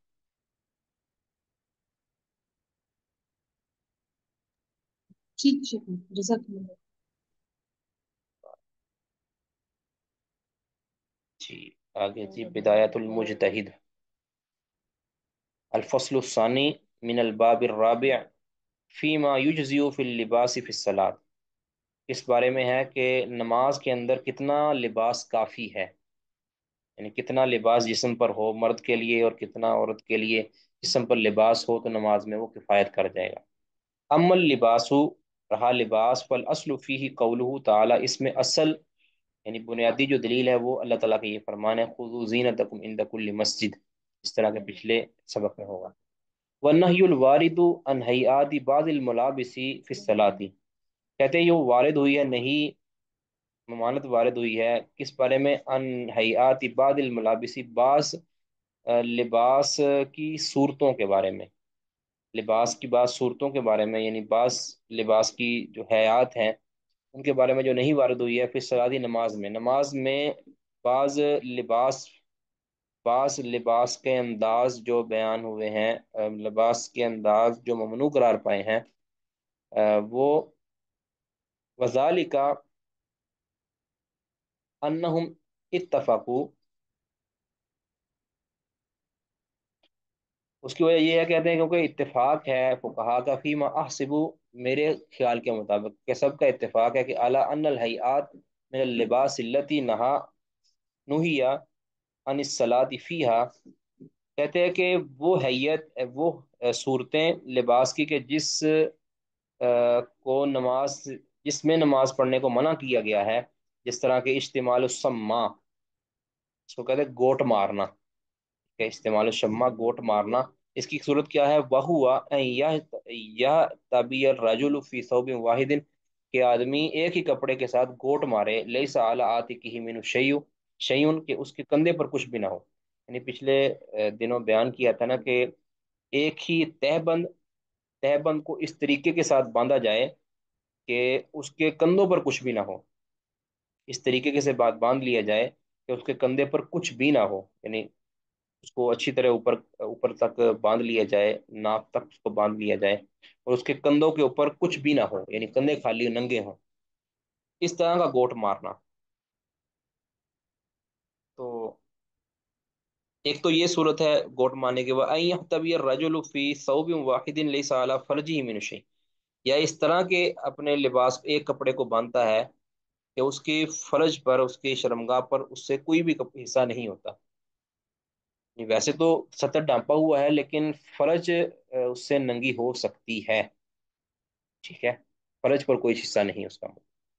یہ بھی گوٹ مارنے کا ایک طریقہ ہے۔ کہتے ہیں یہ جو حیات ہیں جس میں نماز پڑھنے سے منع کیا گیا ہے، وسائرہ ما وارد فی ذالک، اور اسی طرح کی جو چیزیں وارد ہوئی ہیں، ان ذالک کلہ سد ذریعۃ اللہ تنکشف عورتہ، کہتے ہیں یہ ساری ممنوع چیزیں کیوں ہیں؟ اس ذریعے کو بند کرنے کے لیے ہیں کہ جو ہے عورت کھلے نا، یعنی سطر منکشف نہ ہو، یعنی اس لیے یہ ساری چیزوں کو منع کیا گیا کہ نماز کے اندر گوٹ نہیں مارنا، اسی لیے کہا گیا ہے کہ تاکہ انسان کی شرمگاہ وہ ظاہر نہ ہو نماز کی حالت کے اندر، ٹھیک ہے، گوٹ مارنے سے منع کر دیا گیا ہے، تو یہ کیوں منع کیا گیا؟ کیا تاکہ شرمگاہ ظاہر نہ ہو، یہ اس ذریعہ کو بند کرنے کے لیے ہے، اس سد ذریعہ کے لیے یہ چیزیں نماز میں ممنوع قرار دی گئی ہیں۔ لیکن کہتے ہیں ولا اعلم ان احدا قال لا تجوز الصلاۃ، لیکن کہتے ہیں میں نہیں جانتا کسی نے یہ کہا ہو کہ لا تجوز الصلاۃ علی احدى هذه الاحیات، کہ ان صورتوں کے اوپر، ان صورتوں میں سے کسی صورت میں نماز جائز نہیں ہوتی، علم تنکشف عورتہ، اگر اس کا عورہ کھلتا نہیں ہے، یعنی ان جو ممنوع صورتیں ہیں ان صورتوں میں سے اگر کسی صورت میں عورہ نہیں کھلتا، تو کہتے ہیں کہ میرے علم کے مطابق کسی نے بھی اس کی نماز کو ناجائز قرار نہیں دیا، یعنی سب کے نزدیک اگر گوٹ مارتے ہوئے انسان کا سطر نہیں کھلتا اور سطر پوشی رہتی ہے، کیونکہ گوٹ مارنے کو منع اس لیے کیا گیا تھا کہ اس میں سطر کھلنے کا اندیشہ ہوتا ہے، لیکن اگر سطر نہیں کھلتا اور گوٹ مار کے نماز پڑھ لیتا ہے تو کہتے ہیں اس کی نماز ہو جائے گی، کوئی مسئلہ نہیں ہے۔ ولا عالم ان احدا قال لا تجوز صلاۃ، کہتے میں نہیں جانتا کسی نے بھی کہا ہو کہ اس کی نماز نہیں ہوتی علی احدى هذه الیات، ان صورتوں میں سے کسی صورت پر، ان لم تنکشف عورتہ، اگر اس کا سطر نہیں منکشف ہوتا، کہتے وقد کان اعلی اصول اہل ظاہری یجب ذلک، کہتے جبکہ اہل ظاہر کے اصول کے مطابق یہ چیز واجب ہونی چاہیے، یہ واجب ہے، یعنی گوٹ مارنا یہ ممنوع ہے، اور اس سے احتراز کرنا یہ واجب ہے، یہ ہونا چاہیے اہل اصول کے، اہل ظاہر کے اصول کے مطابق، کیونکہ ان کے ہاں معاملہ ظاہر پر ہوتا ہے جب تک کہ کوئی قرینہ نہیں آ جاتا۔ کہتے ہیں واتفقوا، اہل علم کا اتفاق ہے فقہا کا کہ الا انہ یجزی الرجل من اللباس فی الصلاۃ، فی الصلاۃ الثوب الواحد، کہ آدمی کے لیے لباس، نماز کا جو لباس واجب ہے، الثوب الواحد، ایک ہی کپڑا، یعنی اگر ایک ہی کپڑا آدمی لباس نماز کے اندر پہنتا ہے تو مرد کے لیے یہ کافی ہے، سب کا اس پر اتفاق ہے، لقول النبی، کیونکہ نبی صلی اللہ علیہ وسلم سے جب پوچھا، نبی صلی اللہ علیہ وسلم کا یہ فرمان ہے کہ وقد سئل، اور آپ سے یہ پوچھا گیا تھا کہ یصلی الرجل فی الثوب الواحد، کہ آدمی ایک ہی کپڑے کے اندر، یعنی دو تہ بند ہوتے ہیں نا، دو کپڑے ہوتے ہیں نا، ایک تہ بند کا اور ایک جو اوپر والا، تو کہتے ہیں اگر ایک ہی کپڑے کے اندر کوئی نماز پڑھے، نبی صلی اللہ علیہ وسلم سے پوچھا گیا تو آپ نے فرمایا اوا لکلکم ثوبانی، کیا تم میں سے ہر ایک کو دو کپڑے نصیب ہوتے ہیں، یعنی مطلب کیا کہ ایک کپڑے کے اندر بھی اگر کوئی نماز پڑھ لیتا ہے تو نماز ہو جائے گی، تو اس پر اتفاق ہے کہ ایک کپڑا لازم ہے نماز کے اندر، اگر کوئی کسی کے پاس دو کپڑے نہیں ہیں، یعنی ایک تہہ بند اور ایک اوپر والی جو چادر ہوتی ہے، یا شلوار قمیض، دوسرے لفظوں میں آپ یہ کہہ لیں، اگر کسی کے پاس شلوار اور قمیض دونوں نہیں ہیں تو وہ شلوار پہننا اس کے لیے واجب ہے، بس ایک کپڑا کافی ہے، لیکن اگر اسی جو بڑی چادر ہے نیچے اس میں تہبند بھی بنا لے اور اس کو اوپر باندھ لے کہ جس سے کندھوں کے اوپر بھی چیز آ جائے تو یہ کافی ہے اس کے لیے، یہ بھی درست ہے، بلکہ یہ درست، یہی زیادہ درست ہے۔ کہتے وقت الف، آگے اختلاف کیا ہے، پھر رجلی، اس شخص کے بارے میں ہے، یصلی مکشوف الظہری والبطنی، کہ جو اس حال میں نماز پڑھتا ہے کہ اس کی کمر اور اس کا پیٹ ننگا ہوتا ہے، کمر اور پیٹ اس کا ننگا ہے، اس کے بارے میں فقہا کا اختلاف ہے، فالجمہور علی جواز صلاتی ہی، جمہور کا موقف یہ ہے کہ اس کی نماز ہو جائے گی، لکون الظہری والبطنی من الرجل لیسا بعورہ، کیونکہ آدمی کے پیٹ اور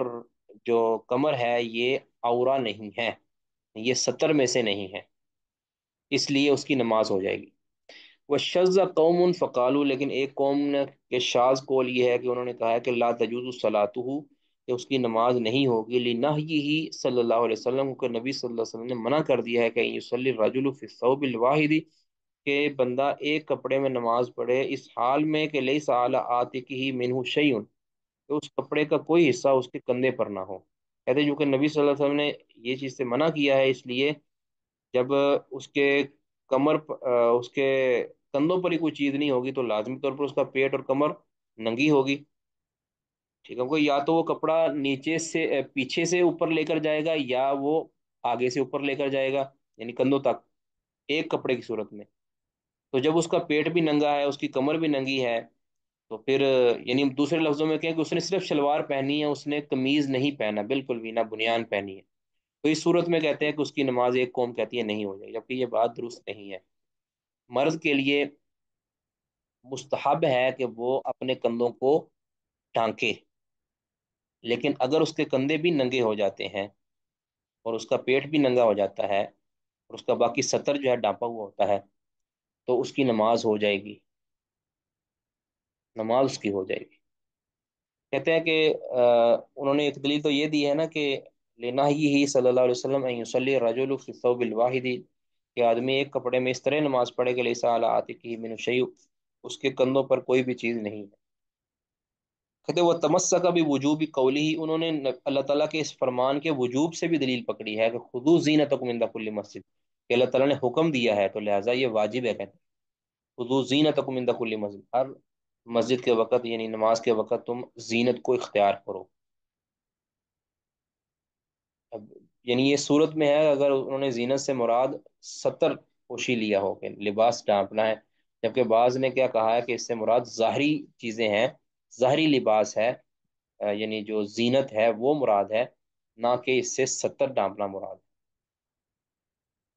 تو واتفق الجمہور علی ان اللباس المجزی للمرأة، آگے دوسرا مسئلہ ہے کہ جمہور کا اتفاق ہے کہ ان اللباس المجزی للمرأة، کہ عورت کے لیے فی الصلاۃ، نماز کے اندر جو کفایت کپڑا ہے، لباس ہے، وہ کیا ہے؟ وہ درع و خمار، وہ کیا ہے؟ ایک لمبا لباس، یعنی لمبا جس کے اندر پورے اس کا بدن ڈھانکا جائے، یعنی اوپر سے لے کر نیچے تک جو لمبا کرتا ہوتا ہے، لمبا کرتا، یہ دوبارہ سنیں، لمبا کرتا مراد ہے۔ درعن یعنی پورا لمبا کرتا سے مطلب جس کی جو یعنی پورے بدن کو ڈھانپے، پورے بدن کو۔ ہمارا کرتا تو ہوتا ہے نا جو یعنی ہمارے زیادہ سے زیادہ جو ہے رانوں تک ہوتا ہے، یا زیادہ کر لیں کہ وہ گھٹنوں تک ہوتا ہے، لیکن یہ در کہتے ہیں ایسا لباس کہ جو یعنی ایسا ایک کرتا یا ایسا ایک اوڑھنی کر لیں، یا اس کو کیا لفظ بولیں اس پر،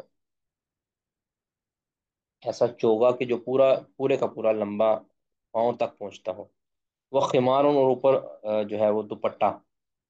ٹھیک ہے، یعنی سر ڈھانپنے کے لیے، یہ اس کے لیے جمہور کا موقف یہ ہے کہ عورت کے لیے نماز میں یہ لباس ضروری ہے، یعنی یہ جو کفایت کردہ لباس ہے وہ پورے بدن کو ڈھانپنے والا لباس اور سر پر دوپٹہ۔ اب اس کے لیے جو دلیل بنائی ہے یہ دلیل ضعیف ہے البتہ، لما روی عن ام سلمہ تھا، کیونکہ ام سلمہ سے مروی ہے کہ انا سالت رسول اللہ صلی اللہ علیہ وسلم، انہوں نے رسول اللہ صلی اللہ علیہ وسلم سے پوچھا کہ ماذا تسلی فیہ المرأۃ، کہ عورت کس میں چیز میں نماز پڑھے گی؟ تو آپ نے فرمایا کہ فی الخمار والدرع السابغ، ایک تو دوپٹے کے اندر، دوسرا درع السابغ، ایک لمبی جو درع یعنی چوگے کے اندر، اذا غیبت، جب وہ ڈھانپ لے، یعنی وہ چوگا ڈھانپ لے، ظہور قدمے ہی، اس کے پاؤں کے اوپر والے حصے کو، ظہور قدمین کو اس وہ ڈھانپ لے، یعنی پاؤں کے حصے کو، اوپر والے حصے کو ڈھانپ لے، تب وہ اس کے لیے کافی رہے گا۔ ولیما روبی ایزن، اور اسی لیے بھی کہ ایک روایت ہے عائشہ رضی اللہ تعالیٰ عنہ سے کہ یعنی نبی صلی اللہ علیہ وسلم قال، کہ نبی صلی اللہ علیہ وسلم نے فرمایا کہ لا يقبل اللہ صلاۃ حائض الا بخمار، کہ اللہ تعالیٰ بالغ عورت کی نماز، حائض کا معنی یہاں جوان عورت، بالغ عورت کی نماز اللہ قبول نہیں کرتا الا بخمار، بغیر دوپٹے کے ساتھ، یعنی دوپٹے کے بغیر سر ننگا ہو، بال کھلے ہوں تو اس کی نماز قبول نہیں کرتے۔ وہ مروی عن عائشہ و میمونہ و ام سلمہ، اور یہی بات عائشہ، میمونہ، ام سلمہ رضی اللہ عنہن سے مروی ہے کہ انہم کانوا یفتون بذالک، کہ لوگ اسی بارے میں اسی طرح فتویٰ دیا کرتے تھے، وکل ہؤلاء یقولون، اور یہ سارے کے سارے کہتے تھے کہ انہا ان صلت مکشوفتن، اگر وہ عورت سر ننگے نماز پڑھے گی تو اعادت فی الوقت و بعدہ، وکل ہؤلاء یقولون، اور یہ سارے کے سارے فقہا کہتے ہیں، یہ سارے کے سارے فقہا کہتے ہیں کہ انہا کہ عورت ان سلت مکشوفتاً، اگر وہ سر ننگے کر کے نماز پڑھتی ہے تو عادت فی الوقت و بعدہ، تو وہ نماز کو دہرائے گی، چاہے وہ وقت کے اندر ہو چاہے وہ بعد ہو، وقت کے بعد ہو. یعنی اگر اس نے نماز پڑھ لی بغیر سر ننگے، ابھی نماز کا اس ہی نماز کا وقت باقی ہے تب بھی وہ دہرائے گی، اگر وقت گزر چکا ہے تب بھی دہرائے گی. ٹھیک ہے، ہر صورت میں دہرائے گی. ٹھیک ہے. اللہ مالکن، مگر مالک جو ہے نا وہ اختلاف کرتے ہیں، کہتے ہیں فإنہ قال، انہوں نے کہا کہ انہا تعید فی الوقت فقط، کہ وہ اگر وقت اس نماز کا باقی ہے تو دہرائے گی، اگر وقت گزر گیا ہے اس نماز کا تو پھر دہرائے گی نہیں. والجمہور، آگے اگلا مسئلہ ہے، والجمہور، جمہور کیا کہتے ہیں، اعلیٰ ان الخادمہ لہا، کہ جو خادمہ ہے نا، ان الخادمہ لہا ان تصلی مکشوفۃ الراس، کہ جو خادمہ غلام عورت ہوتی ہے نا، اس کے لیے جائز ہے کہ وہ سر ننگے کر کے، والقدمین، اور دونوں پاؤں کو ننگا کر کے وہ نماز پڑھ سکتی ہے، جبکہ یہ بات درست نہیں ہے. وکان الحسن البصری، کہ اس پر دلیل چاہیے. وکان الحسن البصری یوجب علیہ الخمارہ، کہتے ہیں حسن بصری وہ خادمہ پر بھی یعنی لونڈی پر بھی خمار کو واجب کرتے ہیں، کہ اس کے لیے بھی سر کو ڈانپنا ضروری ہے. وستحبہ عطا، اور عطا بن ابی رباح نے اس کو مستحب کہا. جمہور کہتے ہیں، جمہور کا یہ موقف ہے کہ جو لونڈی ہے یا خادمہ ہے وہ بھی ننگا سر کر کے نماز پڑھ سکتی ہے، قدم ننگے کر کے نماز پڑھ سکتی ہے، جبکہ درست یہی بات ہے کہ آ، جو آزاد عورت ہو یا غلام ہو دونوں کا مسئلہ ایک ہی ہے. وسبب الخلاف الخطاب المتوجہ، کہتے ہیں اختلاف کا سبب اس مسئلہ میں یہ ہے کہ الخطاب المتوجہ الی الجنس الواحد، کہ یہ جو خطاب کیا گیا ہے، یعنی یہ جو خاطب کیا گیا ہے اس مسئلہ کے اندر، الی الجنس الواحد، ایک جنس کی طرف، کیا حل یتناول الاحرار والعبید مان، کیا یہ جو خطاب ہے یا یہ جو مخاطب کیا گیا ہے یہ آزاد اور غلام دونوں کو شامل ہے، امل احرار فقط دون العبید، یا کہ صرف اور صرف یہ آزاد کو ہی شامل ہے غلام کے علاوہ. یعنی اگر جنہوں نے یہ کہا ہے نا کہ یہ جو حکم ہے صرف آزاد کے لیے ہے، تو انہوں نے کہا ہے کہ آ، اس کے لیے سر ڈانپنا ضروری ہے اور باقیوں کے لیے سر ڈانپنا ضروری نہیں ہے. تو جس نے کہا کہ نہیں آزاد اور غلام دونوں کے لیے یہ تھا، تو انہوں نے کہا کہ یہ پھر دونوں کے لیے ڈانپنا ضروری ہے.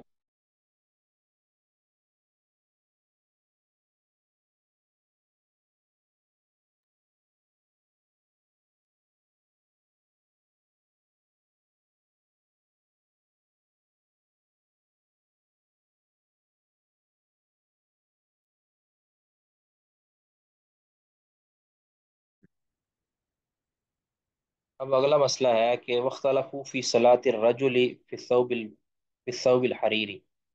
کہ آدمی کی نماز کے بارے میں اختلاف ہے فی الثوب الحریری، جو اس نے ریشم کے کپڑے میں پڑھی ہے. اب آپ جانتے ہیں کہ مرد کے لیے ریشم پہننا،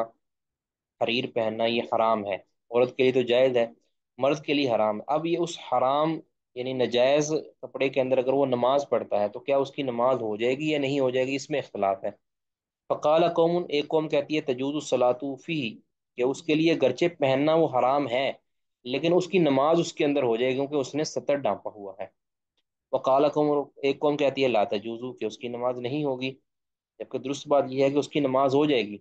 ٹھیک ہے، نماز کیونکہ اس نے حرام ایک کام بے شک کیا ہے، لیکن جو ریکوائر تھی نماز کے ہونے کے لیے وہ ہے ستر کو ڈانپنا، وہ اس نے کسی بھی چیز کے ساتھ ڈانپا ہوا ہے تو وہ اس کی ہو جائے گی نماز. گناہگار البتہ ہوگا، کیونکہ یہ جو لباس پہننا ہے ریشم کا، یہ اس کے لیے نماز کے لیے حرام نہیں ہے صرف، یہ عام بھی پہنتا ہے بلکہ پہن کے سو جاتا ہے تب بھی اس کے لیے حرام ہے. وہ لباس پہن کے یعنی جو ریشم کا لباس پہن کے سو جاتا ہے تب بھی اس کے لیے حرام ہے، وہ جاگتا ہے تب بھی اس کے لیے حرام ہے، وہ نماز پڑھتا ہے تب بھی اس کے لیے حرام ہے، لیکن نماز اس کی البتہ ہو جائے گی، کیونکہ نماز کے لیے جو ضروری چیز تھی وہ تھا سطر ڈانپنا، جسم ڈانپنا، وہ اس نے ریکوائر پوری کر دی ہے. اچھا، وقال قوم، ایک قوم کہتی ہے لا تجوز، اس کی نماز نہیں ہوگی. وقوم، اور ایک قوم کہتی ہے استحب له الاعادۃ فی الوقت، تو اس کے لیے مستحب یہ ہے کہ وہ نماز کو وقت کے اندر دہرا دے، یعنی اگر نماز کا وقت باقی ہے اسی وقت کے اندر وہ نماز کا اعادہ کر دے، یعنی غیر ریشمی لباس پہن کر، یہ مستحب ہے، وہ ضروری واجب نہیں ہے۔ سبب اختلاف میں ان کے اختلاف کا سبب کیا ہے، فی ذالک اس بارے میں کہ حل الشیء المنہی عنہ مطلقاً، ایک ایسی شے ہے جس کو مطلق منع کیا گیا ہے، یعنی اس کے لیے مقید منع اس کو نہیں کیا گیا بلکہ مطلقاً منع کیا گیا ہے، کیا؟ اجتناب ہو، اس سے مجتنب رہنا، مطلقاً اجتناب ہو، اجتناب ہو شرط فی صحت الصلاۃ عملہ، کیا اس سے مجتنب رہنا نماز کے صحیح ہونے کے لیے شرط ہے یا نہیں؟ یعنی جس چیز سے منع مطلق کیا گیا ہے، یعنی اس کو نماز کے ساتھ قید نہیں لگائی گئی، مطلق منع کیا گیا کہ یہ پہننا جائز نہیں ہے، کیا اس سے مجتنب رہنا نماز کے صحیح ہونے کے لیے شرط ہے یا نہیں شرط؟ فمن ذهب الى انه شرط، جس کا مطلب یہ ہے کہ یہ نماز کے صحیح ہونے کے لیے شرط ہے، اس نے کہا کہ ان الصلاۃ لا تجوز بھی، اس نے کہا کہ ریشمی لباس پہن کر نماز پڑھنا جائز نہیں۔ ومن ذهب الى انه يكون بلباسه معصوما، اور جس نے یہ مذہب اپنایا ہے کہ انه يكون بلباسی، کہ وہ یہ لباس پہن کر معصوما گناہ گار ہوگا، لیکن والصلاۃ جائزۃ، لیکن اس کی نماز ہو جائے گی کیونکہ اس نے سطر ڈانپا ہوا، یہی بات درست ہے۔ قال، اس نے کہا ہے کہ لیس شرطن فی صحت الصلاۃ، کہ یہ لباس یعنی جو ریشم سے منع ہونا یہ شرط نہیں ہے نماز کے صحیح ہونے کے لیے، نماز کے صحیح ہونے کے لیے شرط ہے سطر ڈانپنا، البتہ آ، پہننا فی نفسی ہی، یہ لباس پہننا ریشمی لباس پہننا مرد کے لیے یہ حرام ہے۔ اب اس کی مثال کہتے ہیں دوسری، وقت طہارت التی ہی شرط، کہتے ہیں یہ نماز کے لیے ایسی شرط نہیں ہے، یعنی اس ریشمی لباس کو نہ پہننا، تو قد طہارت التی ہی شرط، جس طرح اس طہارت کی طرح نہیں ہے یہ کہ جو کہ شرط ہے، یعنی طہارت تو شرط ہے نا نماز کے لیے، باوضو ہونا شرط ہے نماز کے لیے، تو اگر کوئی باوضو نہیں ہوگا تو اس کی نماز نہیں ہوگی، لیکن ایسا نہیں ہے اگر کوئی ریشمی لباس پہن لے گا گناہ گار تو وہ ہے، کیونکہ اس نے مطلقاً نہیں کی، مخالفت کی ہے، لیکن اس کی نماز ہو جائے گی۔ کہتے ہیں وہ حاضی المسئلہ، یہ جو مسئلہ ہے نا، ہی من نوع الصلاۃ فی الدار المقصوبتی، کہتے ہیں یہ اس کی وہی قسم ہے کہ جو مقصوب یعنی غصب شدہ گھر کے اندر نماز پڑھنے کی، یعنی یعنی جو آ، چھینی ہوئی جگہ ہے نا اس کے اندر نماز پڑھنا، کیا اس سے میں نماز ہو جائے گی؟ جس طرح جو مقبوضہ مسجدیں ہوتی ہیں، یعنی قبضہ کیا ہوا ہے کسی جگہ پر مسجد، تو کیا اس مسجد میں نماز ہو جائے گی یا نہیں ہوگی؟ تو یہ ایک مشہور اختلاف، والخلاف فیہا مشہور، اس مسئلہ کے اندر اختلاف مشہور ہے۔ تو بعض فقہا کہتے ہیں کہ جس جگہ کو غصب کیا گیا ہے یا چھینا گیا ہے اور اس کے اوپر ناجائز قبضہ کیا گیا ہے، وہاں اگر نماز پڑھی جائے گی تو نماز بھی نہیں ہوگی، جبکہ یہ بات درست نہیں ہے۔ ایک شخص اگر جگہ کو چھینتا ہے تو اس کا یہ چھیننا حرام ہے، ناجائز ہے، لیکن اگر اس کی وہاں کوئی نیکی اس نے کی ہے تو وہ نیکی اس کے لیے ہو جائے گی، ٹھیک ہے، نیکی تو اس کی ہو جائے گی نا، گرچہ اس نے وہ حرام کام کیا ہے، قبضہ کر کے جو مسجد بنائی ہے یا قبضہ کر کے جو گھر رکھا ہوا ہے اس میں اگر کوئی نماز پڑھتا ہے تو اس کی نماز وہ نیکی قبول ہو جائے گی، اس کو اس کی سزا نہیں دی جا سکتی۔ یہ اس طرح ہے کہ کوئی شخص نے، کیونکہ جو نماز پڑھنے کے لیے جگہ کا پاک ہونا ضروری ہے، جگہ کا جگہ کی ملکیت ہونا ضروری نہیں ہے، ٹھیک ہے۔ ایک شخص اگر مثال کے طور پر روڈ کے اوپر نماز پڑھ لیتا ہے تو گرچہ روڈ اس کی ملکیت نہیں ہے، وہاں نماز پڑھتا ہے تو نماز تو اس کی ہو جائے گی۔ اب اسی طرح گھر جو ہے اس کی اپنی ملکیت نہیں ہے کیونکہ اس نے چھینا ہوا ہے، یا زمین، ایسی زمین کے اوپر مسجد بنانا کہ جو اس کی نہیں ہے، اب وہ مسجد بنانا اس کا جائز نہیں ہے ایسی جگہ پر، لیکن اگر کوئی وہاں نماز پڑھ لیتا ہے تو اس کی نماز ہو جائے گی، اللہ اعلم بالصواب۔ اسی طرح کہتے ہیں کہ لباس یعنی ریشمی لباس پہننا مرد کے لیے حلال نہیں ہے، لیکن اگر کوئی پہن کر نماز پڑھ لیتا ہے تو نماز تو ہو جائے گی گناہ گار ہونے کے باوجود۔ کسی کا کوئی سوال ہے تو کر لیں جی،